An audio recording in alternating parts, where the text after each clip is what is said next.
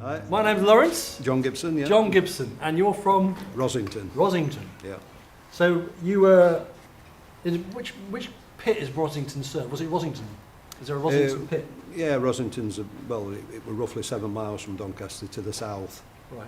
It's so it's the most southerly pit from Doncaster. Okay. Yeah. And what seam is that on? It worked the Barnsley and Dunsall seam. The Barnsley and Dunsall. Yeah. So In some cases it worked singly, or later on it will work as both seams together. Because what does that mean? So they're in the same ground. yeah, So you yeah, have two different strata. yeah. Two different faces. Where the pit was sunk, if you like, it was sunk down to the Barnsley seam, and then the Dunsall was below it. But as you went further away from the pit bottom, the two seams came together. So there may have been 20 feet between them originally, Wow. and then it gradually drifted together. So there only a small dirt band between the two seams. Jeez. So you've got basically 5.5 foot, 6 foot of Barnsley, and then 5 foot of Dunsall together combined. So it were. Does that mean, this is extraordinary, that you've got two mines working on two different seams? Well, they did work them as individual seams, but as I say, it will combine then, and we got the equipment in later years to be able to mine not the total seam, but as much as we could extract. So you were looking towards a good, usually about 2.4 metres, somewhere around about that region. But we did try and extract a bit more than that in earlier days, but it weren't successful.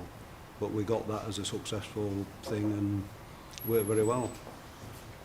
So the Rosington, I call them the crew, the Rosington crew are working on the Barnsley seam. Yep. The Dunsall crew coming from another mine? No, they all went down the same shaft. They went down the same shaft. There were two shafts, but different levels possibly. So it's a bit like an elevator, you'd stop at floor 4. Although the distance there, you still went out on the same level, but you went to another side of the mine where they were working the Dunsall seam only. But we travelled in a lot of distance before the actual two seams came together that were suitable to work both together with minimal amount of dirt between the two. So what was so if I'm imagining a crew above another crew, say they would never be in the same location. You'd never be above each other. No, they'd be miles away. Yeah, you wouldn't. You get a lot of interaction if you did that. I'm going to say that was quite a spectacular engineering thought. Yeah. Obviously, if you work in a coal face, and it's only 5 foot high, but if you can make that 11 foot high, with the right equipment, obviously you take one cut off the coal face, you get twice as much tonnage. Yeah. So that was the aim, which, as I said, worked quite successful. You've got to appreciate that from going down the shaft at the pit bottom, in later years, we're actually working at the other side of Doncaster Airport. How far is that? We used to be working somewhere in the region 8,000, 9,000 metres away from the pit bottom. 9 kilometres? Yeah, so we travel by, so we travel by train. Underground? Yeah. Underneath the airport? Yeah. When it was an RAF base, there was a restriction on working coal faces in that area, because particularly when the Vulcans were there, because the hangar doors had to be capable of being opened instantly, if you like, because they were your nuclear deterrent in those days. So if there'd been any subsidence, whatever, that caused them doors not to open, that would be a major problem, obviously. So they restricted the working, but once that restriction had gone, we actually passed under that area and then started working either side out, then open fields above, really.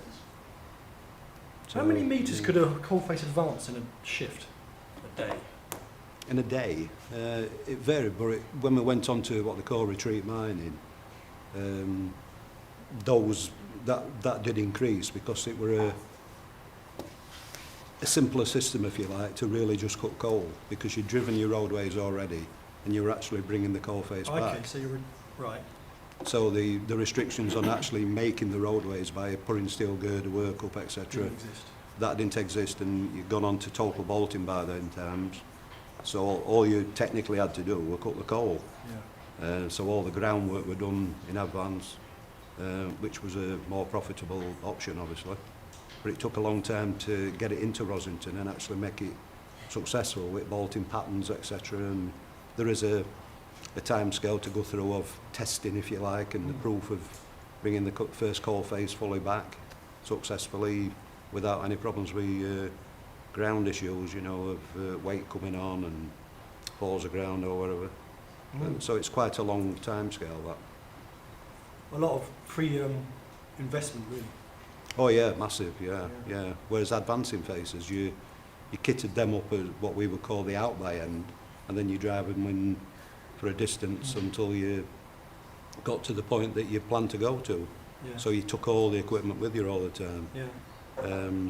which were, and then you had to bring it all out when you finished with it. So it were it were a massive changeover. As I said, when you went retreat mining, you drove the roadways, you drove the coal face, and then you installed all the equipment, and then you brought it out. So you had more opportunity to cut coal, and at the end you brought the equipment back. So it was simpler to get back out again to transfer to the next one. Yeah. So yeah. So what was preferred? Was it? I mean, there's pros and cons to both methods, really. I mean, was it the industry standard to do retreat mining? Was it? It became so, yes. Because Yeah, it was really the bolting that transformed that. Yeah, What was your job down there then? well, I did various jobs because when I started as a mining apprentice, the aim was to train you to work on the coal face. So you were going to go to the best paid job for a workman at the pick point, so to speak. Yeah. So you went through all the other jobs leading up to that, and when you became 18 that you actually went on to coal face training. And when you completed all your training, then you were placed on a particular coal face and moved along from there. I did that for a time, and then I went for full coal face training because I went across onto powered supports, actually maintaining powered supports, which is the chocks or whatever. Chocks, people, right. Chocks. If you know what chocks are, they're the hydraulic powered supports. Hold the roof up while you're at the face. Right, absolutely, and yeah. the gob is behind you. That flushes in. That flushes in once the props have been removed as you're advancing through the face.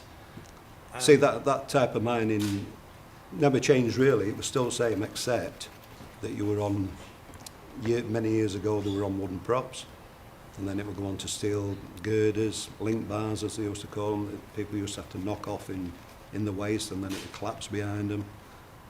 Onto, in my time, Dobson props and girders, and then they went off, and the first chocks came in, and they just got better and better as time went by. Because they were talking, I think, yesterday about. I mean, I didn't realise.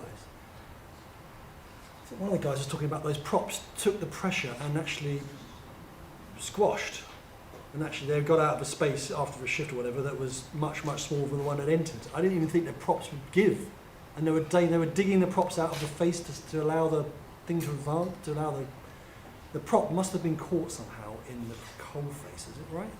No. Yeah, I mean, weight could, yeah. You have to cut it out, otherwise you've got It depends what type it were. I mean, the powered supports, I mean, they're set off as 6-leg type things. They drop to 4 legs, they drop to 2 legs, various designs of them. And we had the right type of design, powered supports, up to the collar, or in the period of the colliery finishing.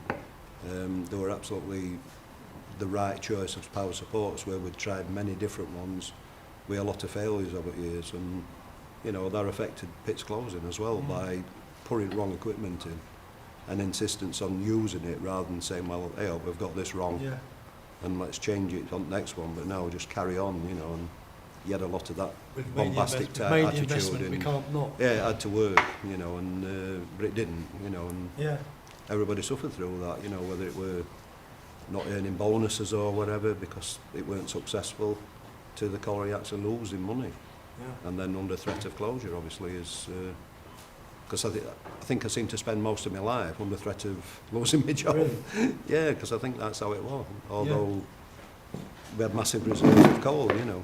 Yeah. So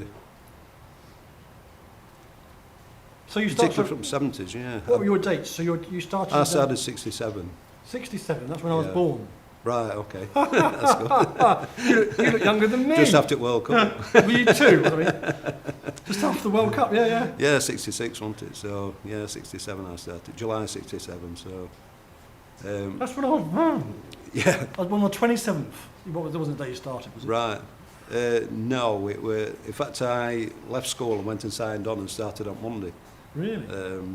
At Markham Main, which is Armthorpe, Yeah. which was the Doncaster Area Training Centre at the time. And you did 5 days training there that then took you back to the colliery for then 20 days close personal supervision on a surface job. Right. Because bear in mind we were 15 at the time, Yeah. not 16. Yeah. And then later on you went back there for different stages of training, 10 weeks underground training and then 3 weeks I think it were, or 2 weeks, and then there were a pre-call face course. So, you kept going back. As I said, you went through the various jobs and then you kept going back. It was amazing. It was very thorough. It was a very thorough kind of education. It was good, Yeah. strangely enough, because we were also at college as well, which was the old college just down the road here, because they had a mining department. Wow. And so you could advance yourself in terms of education to move into more supervision roles or even into management roles, which many people did. Yeah. So you were permanently involved in setting up chocks, or were just in the office? Installation of them, the maintenance of them and the salvage of them. It's quite a complicated job, isn't it? It was, yeah, and though you wasn't technically a fitter, you were classed as semi-skilled, because the fitters, there were that much technology mechanically and electrically. You got dedicated fitters, but it was too much to look after all that lot as well. And these things were powered by hydraulic pressure that were generated either what they used to call the stage loader, or in later times the pumping station was set up further out, and particularly with retreat mining, because it would pipe down at 5,000 pounds psi. So What was piped down at 12 levels? the hydraulic pressure from the pumping station to operate all these chocks. I didn't even contemplate that. No, So you're getting hydraulic pressure down a mile underground from well, an incredible pumping station. The pumping station was set up, and you'd have a tank of a preset mixture of essentially water with oil to give you the lubrication so things didn't rust internally. And then that was pumped then via steel pipes at a pressure of 5,000 psi. So to operate these hydraulic, so they all had controls on both mechanical and electrical. But in early days that pressure was £1,200, and it gradually increased as time went by to give you better support, how you set the chocks to stop movement to ground and make it a better operation altogether. Which it did, as I say, it moved forward gradually. They did say when the first chocks came in, by the way, that each chock was the price of a mini car. Really? Yeah. How many chocks for a face? Depends on the face. Well, the coal faces, as technology improved, got longer as well, but the first one I started on was 200 metres, or 200 yards as it was then. And a chock a yard, is it? Or It was at that time, yeah. is it 200 chocks? Yeah. So that was your job to look after them. And So- they used to break and hoses burst and... Yeah. So So you on, obviously yeah. had a service team in the, what do you call it, up the pumping station up top. No, the pumping station was still underground. Yeah. Um, Underground, yeah, was it? yeah, So they built a pumping station underground. yeah, yeah. For a whole number of things actually, but the hydraulic pumping station was, in later times, became a automated system that they could start them pumps from the control room and send the pressure to the coal face. So you contact the control room, ask them to turn the pumps on or off, and away you go. Yeah, because you see, the Barnsley team, when I first started, was very limited in terms of the electricity you could use. And again, a gradual process of improvements to equipment and so on, that you could install electricity in what we used to call the return roadways, where potentially gas was present, but with better ventilation and this progressive increase, but to the point where you got massive amounts of electricity and all machinery becoming electricity as opposed to compressed air, which was previously used. So I did that job up to the end of British Coal, albeit then in 1987 I actually was elected as a union representative at the colliery. Was that something you wanted to do? Yeah, not always. It were, I think my awakening was during the miners' strike in 1984, to be honest with you, where I became more politically active, if you like, afterwards. And that just seemed a natural thing to want to do. It's amazing, really, when you think about it, that kind of opportunity exists. You're a miner, but you got an opportunity to be pursue your political... Yeah, one kind of went with other, though, I think, because it pulled you into other things. But at the end of the day, I was the men's elected representative. Okay. So at my colliery, not any wider than that. I weren't a full-time official, although that job later, which I took as branch secretary, was essentially a 5-day-week job. Really?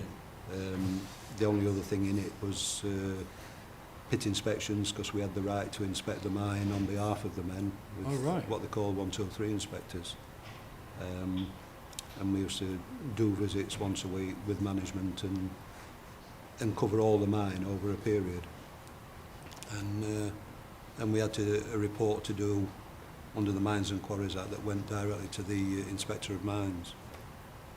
So we'd fill one side of the page out and management would respond on the other side to the points that had been raised in the visit. And that were a very responsible thing to have, because also it used to also do inspections after accidents. Right. And the worst one that I ever actually had to go was, was 2 fatalities. So obviously the inspections were a very serious matter, and you needed to take a lot of measurements along with the surveyors and report everything that you'd seen and meet the HMI later and so on. And obviously it also led into the other part of the role of the claims procedure and supporting people and so on.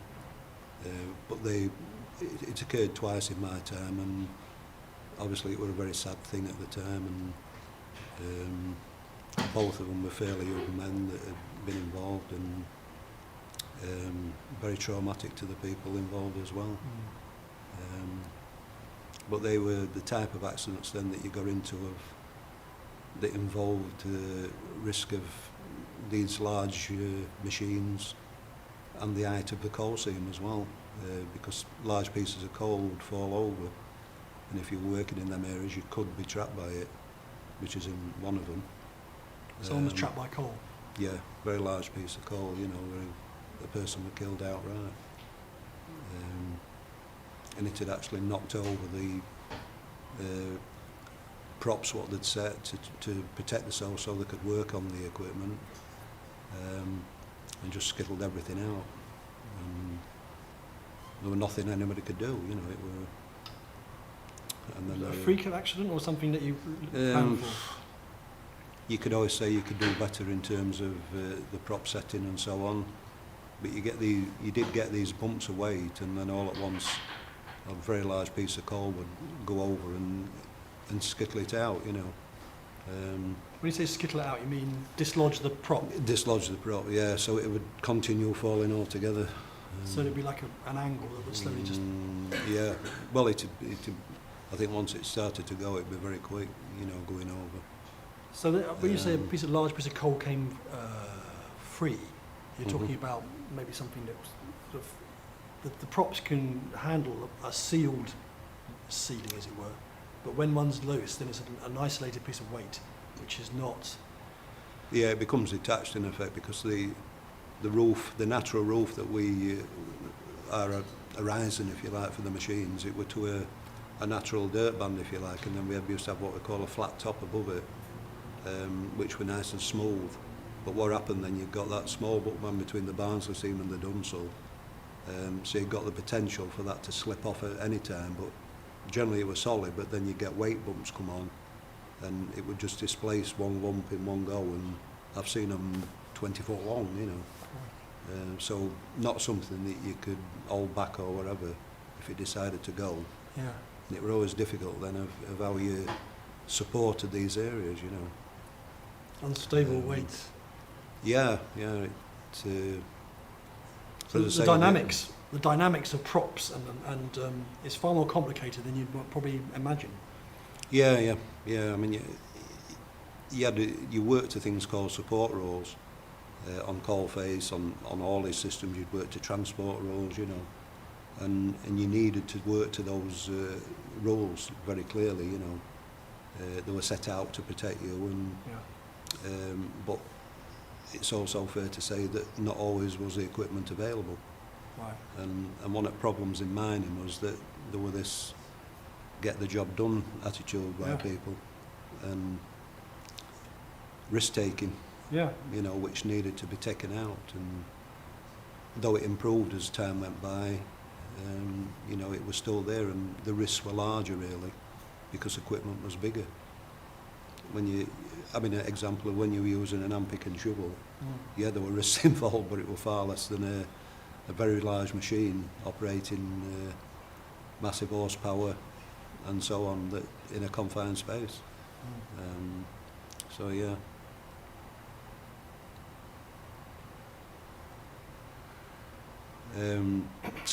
That I was elected into that position in 1987, and I went right through to the colliery closure. Right. So you became the union man? Well, in effect, yeah, you were available 24 hours a day, or had to be. And was that something that was... So what would you be available for exactly? What would you be on call for? Well, things like serious accidents, but disputes, Right. staffing disputes or whatever, where you get rung up from the colliery by people that were directly affected, but also by, because management would be contacted as well, and you'd be liaising between the two. Telephone systems got much better underground in them times, where you could actually speak to people underground from my home, if you like. Yeah. Not directly, but I could be put through, or they could be put through to me. So I were there as the means of resolving a dispute where possible, and that's part of that thing of being effectively on call 24 hours a day. And did you have allegiance to one or the other, or were you supposed to be neutral? Well, you were the men's representative, so they obviously, you might have seen their argument a different way, or saw a resolvement that was somewhere in between, obviously, on what management wanted to happen, or a lot of the disputes in them periods were about staffing levels, that there weren't enough men to actually run the job what they wanted them to do, or then particularly safety issues if there was something that were not right and they were being insisted that they still work with it, which were somewhat different. So sometimes it led for me to have to get up in the middle of the night and go to work. Really? And go underground, or just go to the site and speak further with people, because nobody wanted it to be unresolved effectively, you know. So yeah, that was part of the role. As I said, there was the accident side, because you were classed as the 123 inspector, and you would always be called to what was potentially a major accident or incident, because the other one I haven't mentioned yet were incidents. Right. So anything that were reportable to the Inspector of Mines, again, you were called out for that. And that could be a fire, for example, or a heating, which we had quite a lot of at Rosington, because the Barnsley seam was a type of seam that did catch fire. Oh, really? Not in terms of a massive flame, although that could come later, but it used to sweat and heat up, similar to the haystacks and so on. Oh yeah, compost. Yeah, manure.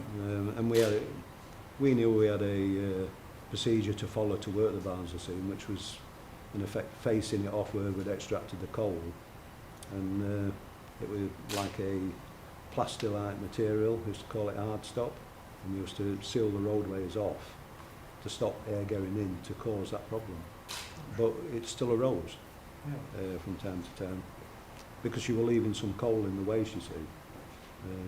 This natural horizon that we worked the coal seam at, we left National Horizon. natural horizon, sorry. That left us something like a foot to 18 inch of coal in the roof, and that was the one that was very much likely to heat up if air were going through to it. So by cutting the face away underneath it, you would expose it to air? Yeah, I mean that collapsed with the rock behind the chocks obviously, but it was the roadway sides that was a problem. But again, when you went on to retreat mining, you reduced that risk of that because you weren't putting packs on as you used to do in advanced mining, because you used to pack the gob side of the roadway initially to stop weight coming on and flushing through, but also to seal the side of the roadway off, which you didn't need to do in retreat mining. No. So there are all sorts of incidents, and if there was an incident, you would be potentially called out for an incident. A locomotive derailed, for example, and that happened because we had diesel locomotives, and then later on we had battery-powered locomotives, and you had all sorts of different types of haulage systems over the years, but essentially it became mostly battery locomotives, and if they were derailed or they stopped other by their own braking system, everything became reportable, and they couldn't be put back on the road until they'd been site inspection by us, and the surveyors had visited and drawn a plan and looked at the area of what had caused it. So, yeah, very interesting. Yeah. Didn't happen all the time, obviously, but that's the reason that you were available. All number of things like that. Because we used to have a shift which nobody liked, which were a midnight shift. Started at midnight, and that were in British coal days, because we did a 4-shift system at one time. Which were 6 o'clock days, 12 o'clock after, 6 o'clock nights, and 12 o'clock midnight. Nobody liked it because, one, it were very late to go to work, and two, you got in, say 8 o'clock in the morning, 8:30, everybody was starting to be around then and making noise and stopping you, then going to sleep. Oh God. So, I mean, in the street outside? yeah, because children going to school, whatever,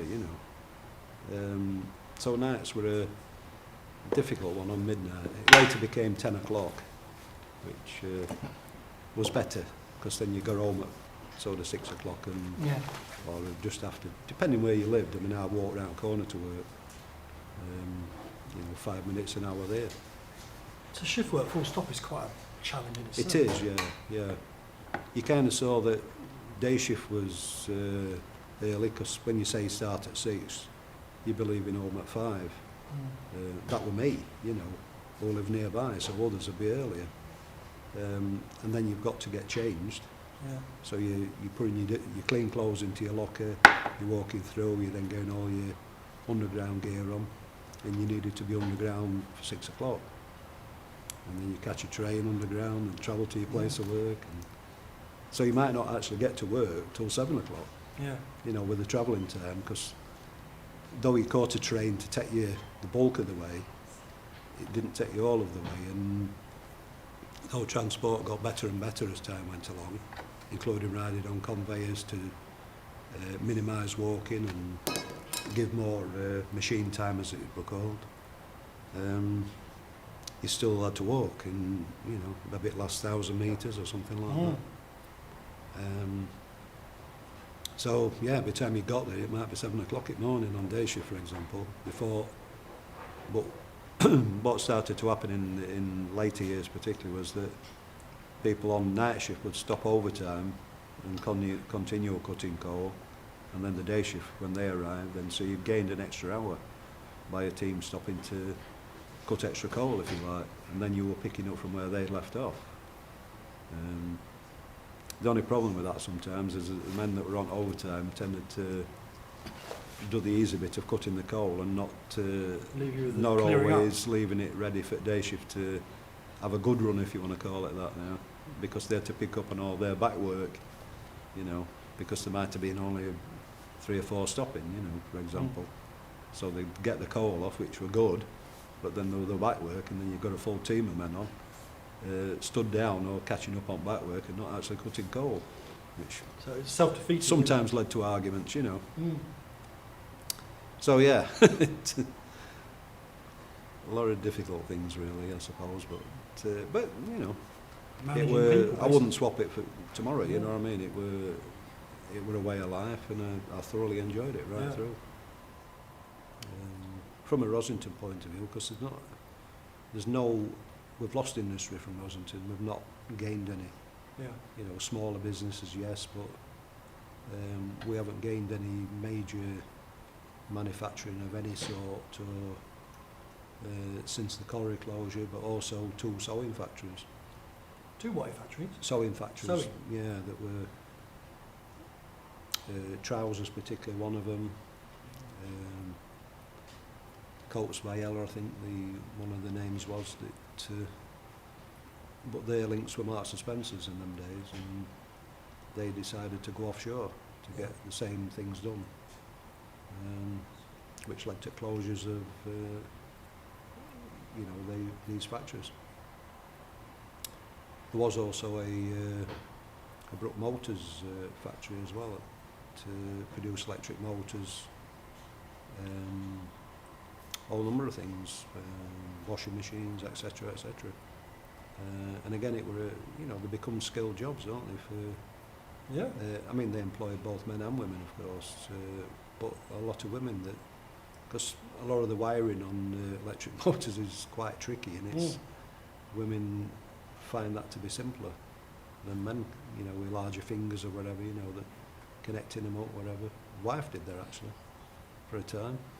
Really? Yeah, and her sisters. A lot of people have worked at the electric motor, Brook Motors as it was. So that only latterly became a sewing factory, but there was another sewing factory prior to that, but they've all gone, of course, so there's no major employers since the colliery closed.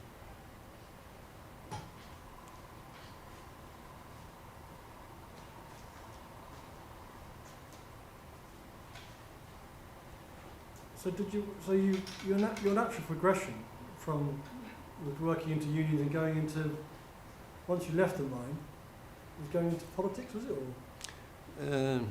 Not really, no.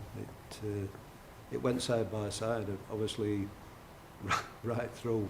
I think from being elected and staying in that position, it naturally progressed into other things because obviously we felt that we were under threat forever, and the only way to change that was by going to the people that can make them decisions while it were a nationalised industry, i.e., MPs, government, and that it also continued in privatisation as well, because I didn't actually move on to that, but after leaving Rosington in '93, we went back again in '94 and started all over again, in effect. Really? Under RJB Mining. So the mine opened up again? The what, sorry? The mine opened up again? The mine reopened, yeah. It had gone from closure in '92. They announced an all number of pits to close, and you might remember Mr Heseltine announcing in Parliament that X number of pits were closing and so on, and then not too long after they called a moratorium on it while they went through a process then of looking at all these pits to see if they were viable or whatever, to look at changing that decision. Because 20, as I remember it rightly, were for immediate closure, and then others would follow. Our pit became one that they would make available to the private sector. Right. So it was going to be mothballed. So the decision, it ran from '92 then into '93, and then it ceased production in '93, and salvage took place, etc.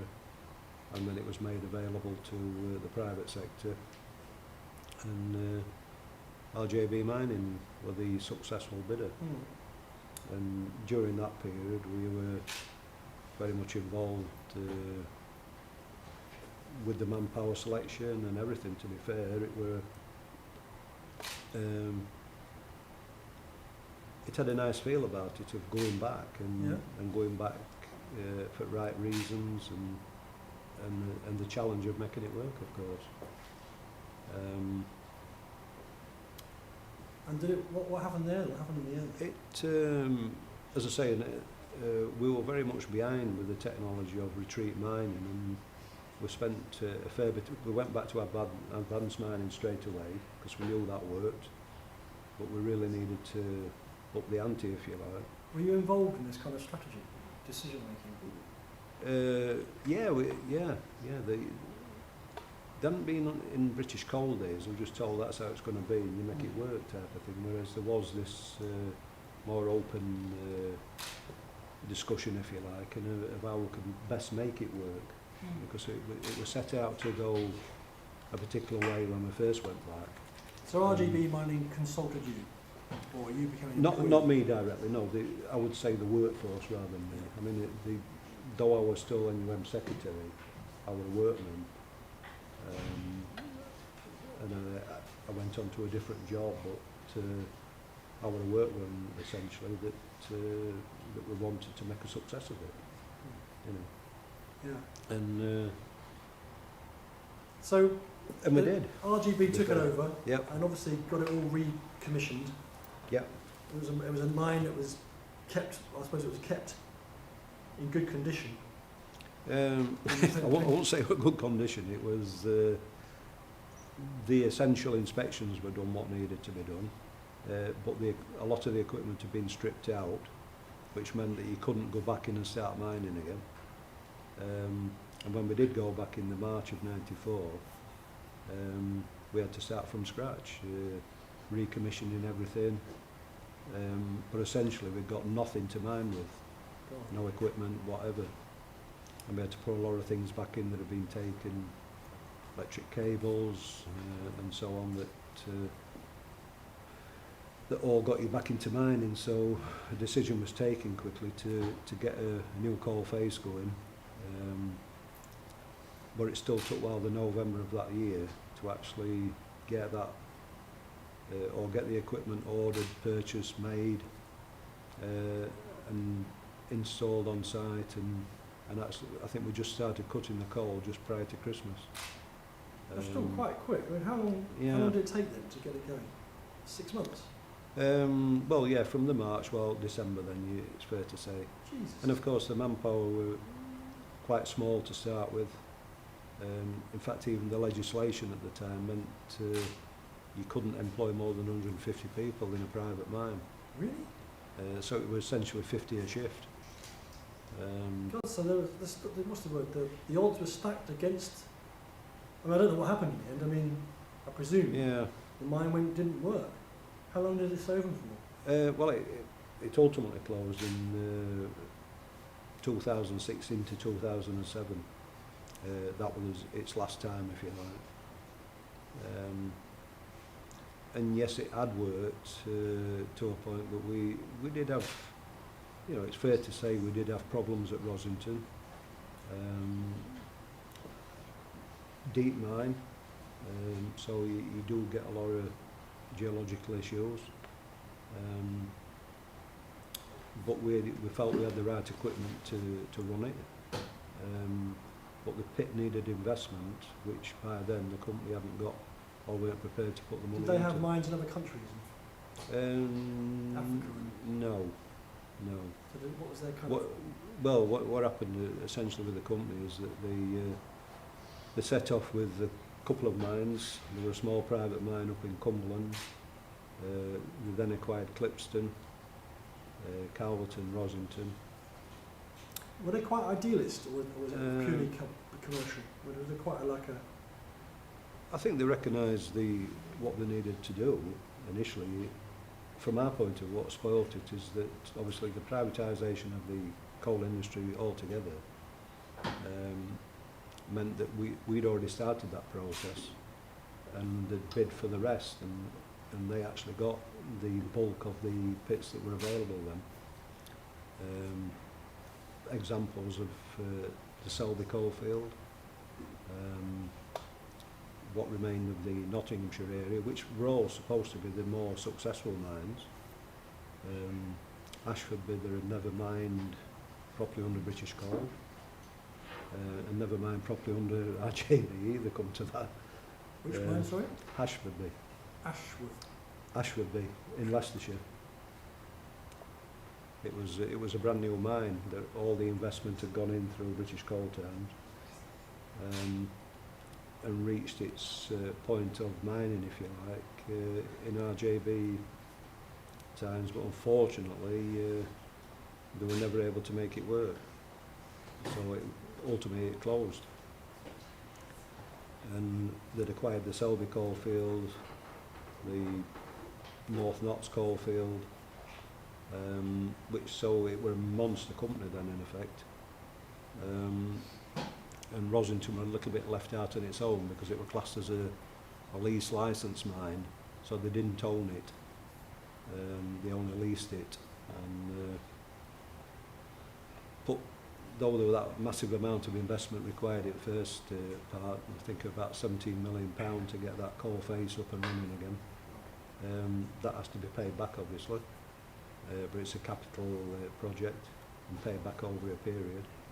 So is that the government lending that, or?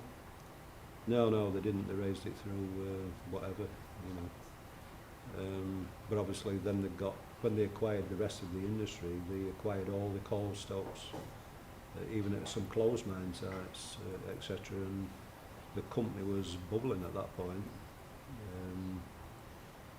But whatever happened, it weren't managed properly, and the Selby mines all closed, which had been massive public investment, and should have been going for many more years afterwards and producing coal for Drax and so on, and for power generation. In other words, giving the return back that the investment will put in it in the first place. And they were all very modern mines.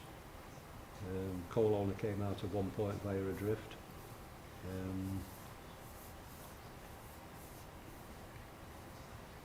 But it all failed ultimately. Their last mine were actually Kellingley. In Yorkshire anyway, Thoresby had gone just a little bit before it in Nottinghamshire, but had all been successful mines. That really they weren't going to invest in any further. There had been some European funding came in through the government. There was a coal aid scheme where if they put so much money into a mine as investment, they would pay a percentage of that on top of that to put more money in, you know, to try and make it work actually. Because Rosington had some investment as part of that along with others. And but again, it were only a quick fix. It didn't take you any further forward, you know. And again, by the same token, people's planning to go away from coal. So people don't want to invest in it either, you know. Here we are so far. All right, yeah. Do you recognise yourself? Yeah. Phew.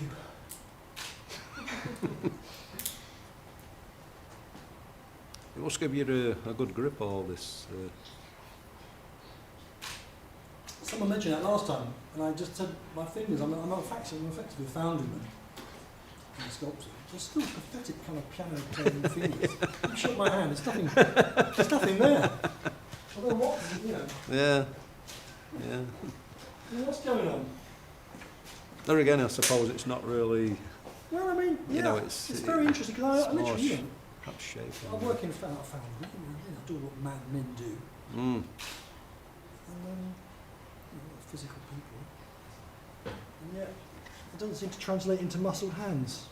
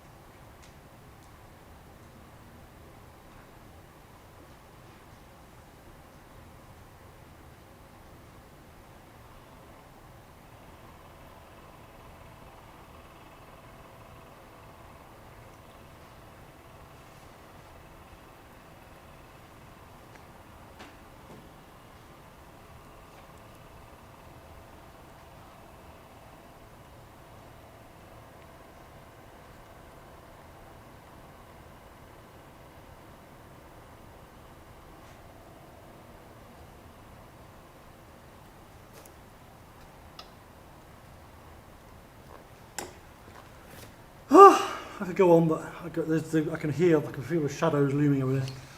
There's an ominous presence in the corner of the room.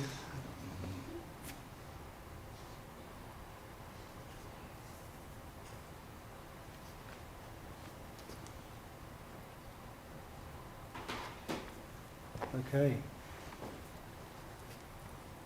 Give you the white spirit treatment. Take 5 years off you. I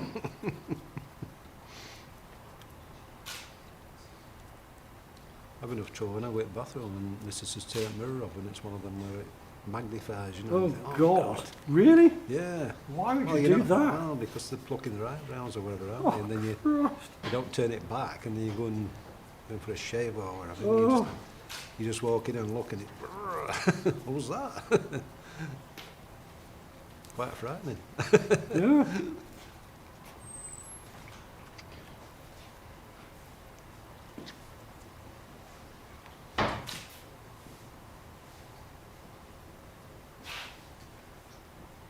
Well, 2 hours ago there wasn't a head. John's Oh. panicking now, everyone's They're all ganging up now, aren't they? Heavies are here.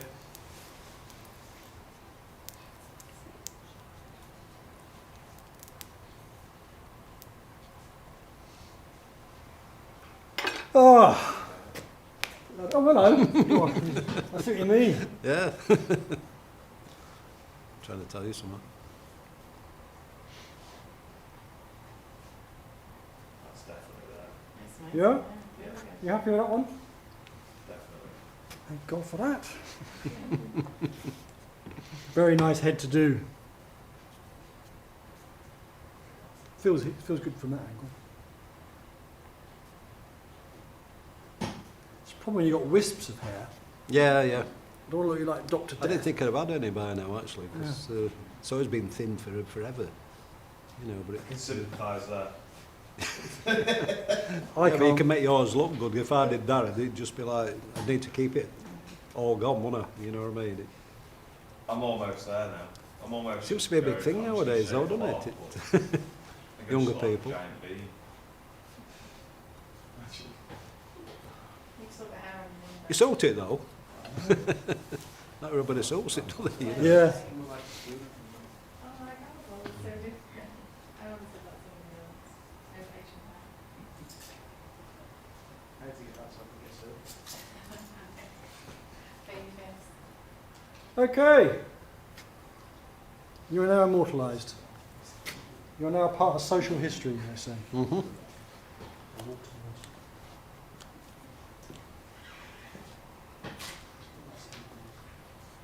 That's a great That's good. one.